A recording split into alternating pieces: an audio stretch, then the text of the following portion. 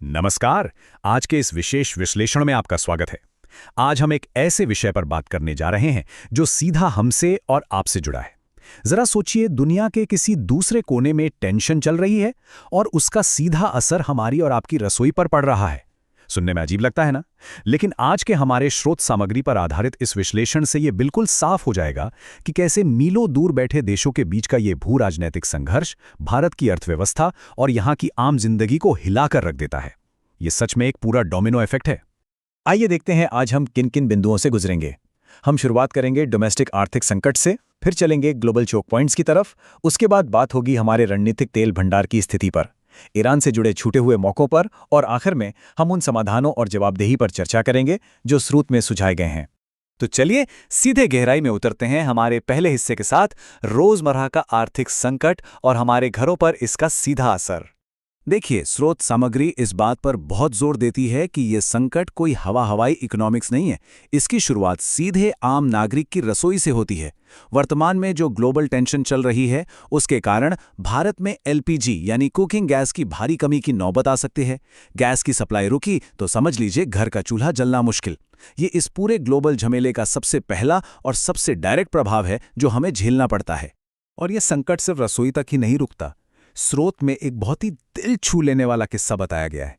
एक किसान की कहानी जो इसलिए रो रहा है क्योंकि उसकी हरी मिर्च पिछले 10 दिनों से बंदरगाह पर एक शिपिंग कंटेनर में बंद सड़ रही है। रास्ते ब्लॉक हैं, माल आगे नहीं जा पा रहा है। ये उस बड़ी सी इकोनॉमिक्स को एक बेहद कड़वी और मानवीय सच्चाई में बदल देता है।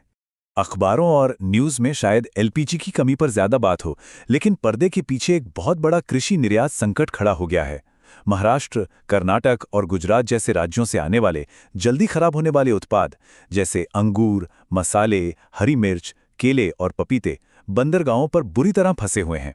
अब इनकी शेल्फ लाइफ तो बहुत कम होती है ना। मिडल ईस्ट तक न पहुंच पाने के कारण हमारे किसानों को भारी आर्थिक नुकसान उठाना पड़ रहा है। अब आते हैं अपने दूसरे हिस्से पर। आखिर ये सब हो क्यों रहा है? आइए इस ग्लोबल जियोपॉलिटिकल चोक पॉइंट को समझते हैं, खासकर हॉर्मुज़ जलसंधि को। यहां हम बात कर रहे हैं हॉर्मुज़ जलसंधि यानी स्ट्रेट ऑफ हॉर्मुज़ की। यह दुनिया का एक बेहद क्रूशियल समुद्री चोक पॉइंट है। स्रोत के अनुसार इंटरनेशनल युद्ध और टेंशन के कारण यहां से व्यापारिक मार्ग बुरी तरह बाधित हो गए हैं। और इसमें सबसे हैरान करने वाली बात यह है कि चीन जैसे देशों के लिए यह मार्ग खुला हुआ है, लेकिन मौजूदा संघर्षों की वजह से भारत की पहुंच यहां बहुत सीमित हो गई है।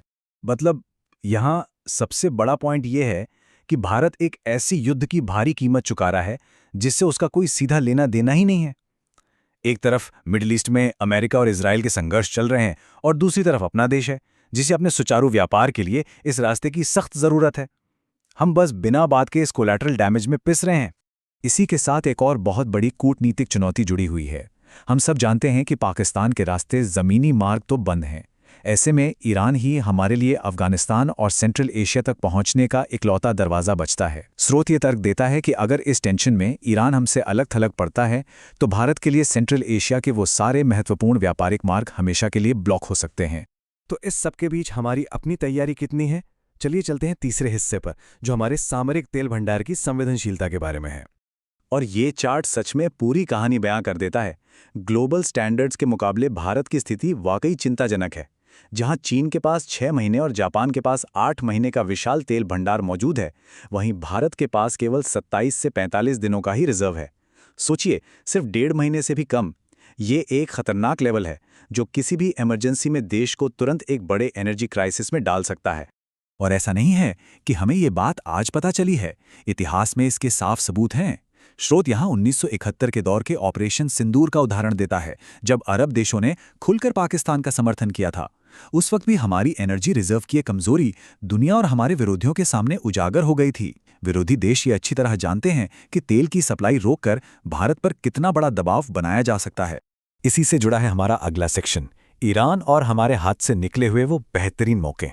स्रोत सामग्री में एक बहुत ही चौंकाने वाले दावे का जिक्र है। बताया गया है कि ईरान ने भारत को एक डायरेक्ट अंडर सी या जमीन के रास्ते पाइपलाइन का एक बहुत ही सस्ता और शानदार प्रस्ताव दिया था, लेकिन अमेरिकी कूटनीतिक दबाव के चलते भारत को वो प्रपोजल ठुकराना पड़ा। नतीजा, एक बहुत ही किफ़ायती और मजबूत ऊर्जा का विकल्प हमेशा के लिए हमारे हाथ से फिसल गया।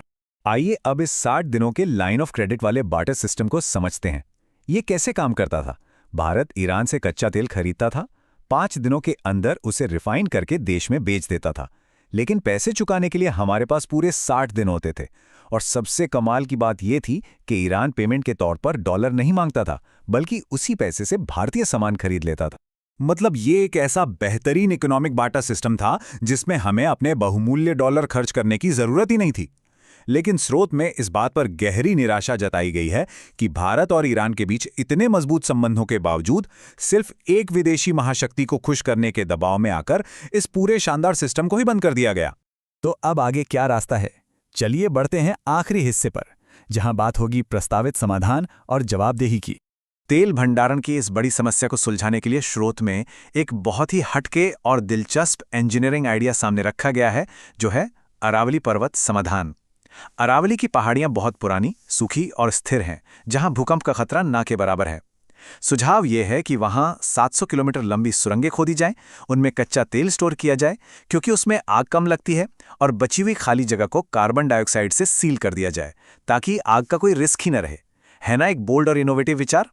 इसके बाद स्रोत सिस्टम और मीडिया की जवाबदेही पर एक बहुत ही सटीक आलोचना करता है। ये तर्क दिया गया है कि जब भी ऐसा संकट आता है तो मीडिया जनता का ध्यान भटकाने के लिए प्राचीन काल में लकड़ी पर खाना पकाने के फायदे जैसी अजीबोगरीब बातें करने लगता है, जबकि असली जरूरत इस बात की है कि वाणिज्य मंत्रालय से सवाल पूछे जाएं और उनसे उन किसानों के लिए वैकल्पिक निर्यात बाजार की मांग की जाए जिनका माल अभी भी बंदरगाहों पर सड़ रहा है। और अंत में ये विश्लेषण हमें एक बहुत ही प्रोवोकेटिव और गहरे सवाल पे छोड़ता है। आज जब हम ग्लोबल टेक मोनोपोलीज के पीछे भाग रहे हैं और बड़ी बड़ी बातें कर रहे हैं, तो क्या उससे पहले देश को बुनियादी ढांचे जैसे कि बिना रुकावट के बिजली और ज्यादा एम्स और पर्याप्त आईआईटीज पर फोकस नहीं करना चाहिए? क्या सच्ची राष्ट्रीय प्रगति का मतलब सिर्फ नैरेटिव सेट करना है, या फिर देश के लिए एक मजबूत आत्मनिर्भर बुनियादी ढांचे की मांग करना? ये एक ऐसा सवाल है जिस पर हम सभी को बहुत गहराई से सोचना चाहिए। इस चर्चा से जुड़ने के लिए आप सभी का बहुत बहुत धन्यवाद।